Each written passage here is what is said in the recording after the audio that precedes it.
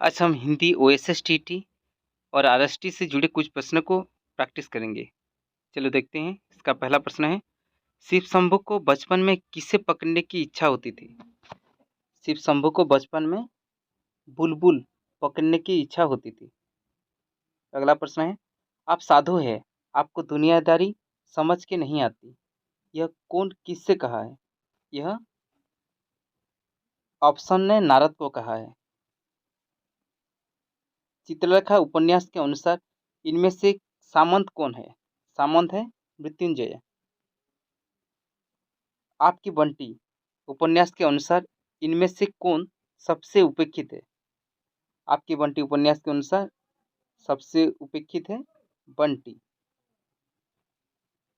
आकाशदीप कहानी के अनुसार दीप में कौन आलोक जलाता था?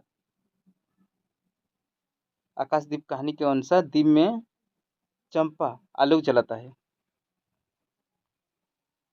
इनमें से कौन सा भीष्म साहनी की कहानी नहीं है? कहानी है भीष्म साहनी की कहानी है वापसी। चंद्रगुप्त नाटक के अनुसार षड्यंत्रकारियों ने चंद्रगुप्त के बदले किसकी हत्या कर डालते हैं? चंद्रगुप्त के बदले मालविका की हत्या कर डालते हैं। चंद्रकला किससे चित्रकला सीखती थी?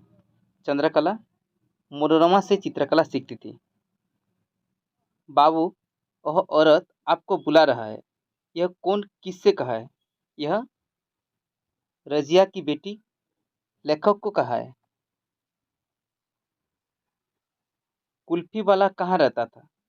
कुल्फी वाला अष्टावक्र के घर में रहता था। कौन कस्तूरी के लिए वन को ढूंढता है? कस्तूरी के लिए वन को मृग ढूंढता है। सूरदास के अनुसार प्रेम करने का कारण है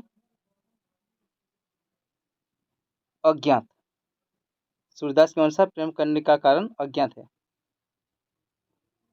कनक कनक थी, यहाँ बिहारी लाल ने दो कनकों का क्या क्या अर्थ बताया है? दो कनकों का अर्थ बताया है। पहला कनक है सोना, दूसरा है धतूरा। सिद्धार्थ के वनगमन के बाद यशोधरा कौन सा वस्त्र पहनती थी? सिद्धार्थ के वनगमन के बाद यशोधरा कसाय वस्त्र पहनती थी। कुरुक्षेत्र काव्य की द्वितीय सर्ग किस पर आधारित है? कुरुक्षेत्र काव्य की द्वितीय सर्ग पर आधारित है युधिष्ठिर का प्रश्न और भीष्म का चिंतन। जुगनू कविता के कवि कौन है? जुगनू कविता के कवि हैं हरिवंश राय बच्चन। भारतवर्ष कविता के अनुसार हम किस में पले हुए हैं? भारतवर्ष कविता के अनुसार हम प्रलय में पले हुए हैं।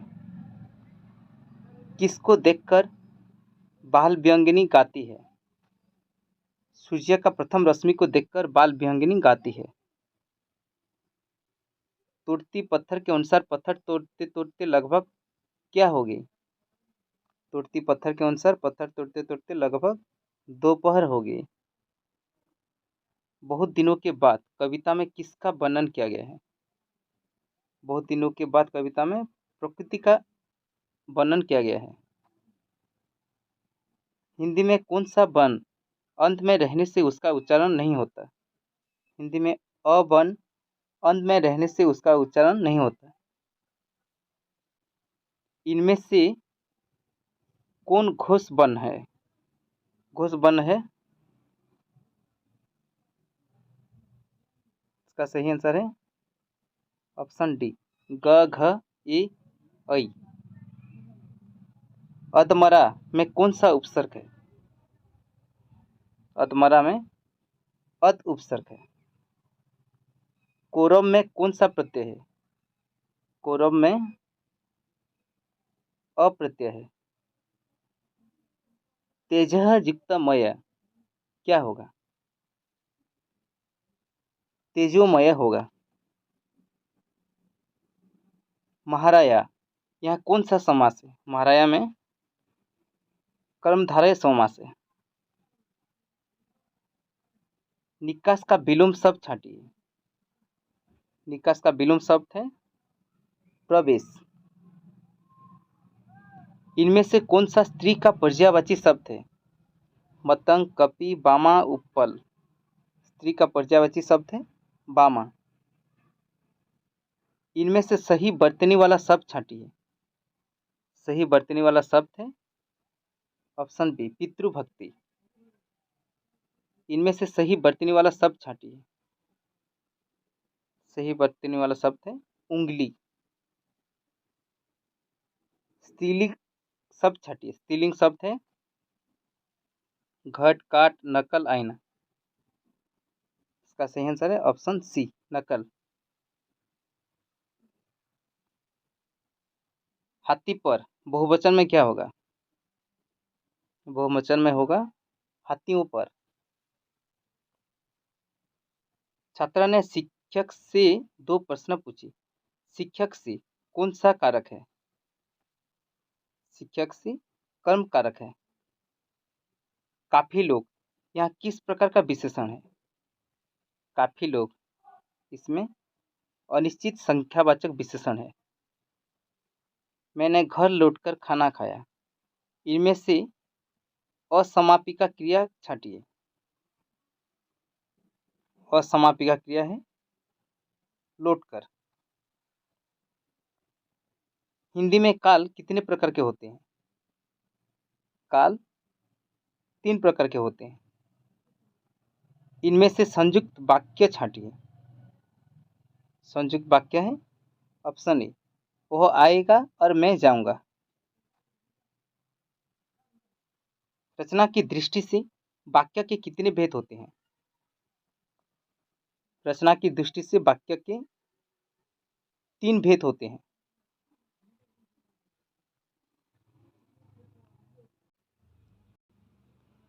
कांटा निकलना इस मुहावरे का अर्थ छांटिए।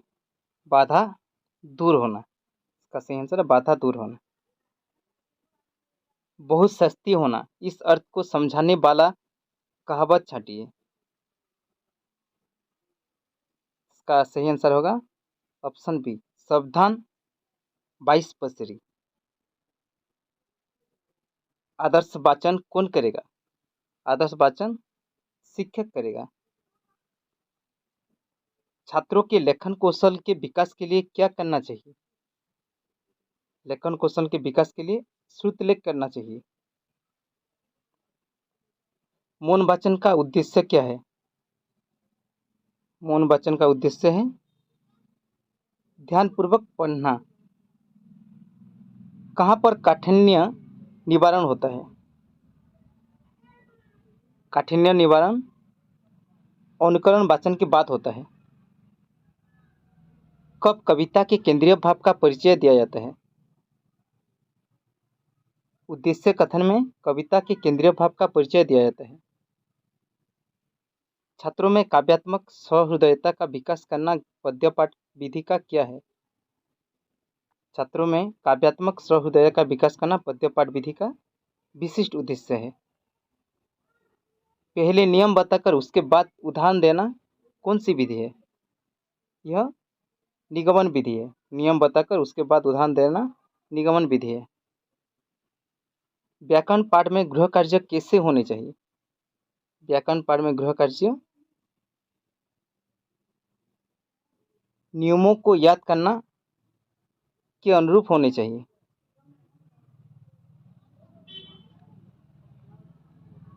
कौन सा पाठ को नीरस पाठ कहा जाता है?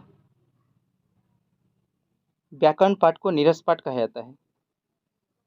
मु निज पाई जोता किणिबी हिंदी में अनुवाद कीजिए। मैं अपने लिए जूते खरीदूंगा। शिक्षक इतिहास पढ़े है ले हिंदी में अनुवाद करने से होगा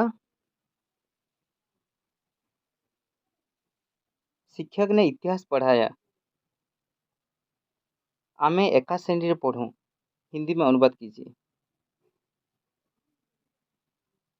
हम एक ही कक्षा में पढ़ते हैं। सोमू रोगों पीड़ित हिंदी में अनुवाद करने से होगा सोनू बुखार से पीड़ित है। बिल्ली कुकुरों को डरेला हिंदी में होगा बिल्ली कुत्ते से डरने लगी। अनुच्छेद को पढ़कर नीचे लिखे प्रश्नों के उत्तर छांटिए। पहले हम अनुच्छेद को देखते हैं। रात्रि के अंधकार में खड़क सिंह बाबा भारती के मंदिर में पहुंचा। चारों ओर सन्नाटा था। आकाश में तारे टिमटिमा रहे थे। थोड़ी दूर पर गांवों के कुत्ते भौंक रहे थे। प्रिंटिंग मिस्टेक है। गांव के कुत्ते भौंक रहे थे। मंदिर के अंदर कोई शब्द सुनाई नहीं देता था। खड़क सिंह सुल्तान की बाग पकड़े हुए था। वह धीरे धीरे अस्तबल के फाटक पर पहुंचा। फाटक खुला पड़ा था। किसी समय वहां बाबा भारती स्वयं लाठी लेकर पहरा देते थे, परंतु आज उन्हें किसी चोरी किसी डाके का भय न था। खड़क सिंह ने आगे बढ़कर सुल्तान को उसके स्थान पर बांध दिया और बाहर निकलकर सावधानी से फाटक बंद कर दिया। इस समय उसकी आंखों में नेकी के आंसू थे। प्रश्न देखते हैं। खड़क सिंह कहाँ पहुंचा? खड़क सिंह बाबा भारती के मंदिर में पहुंचा।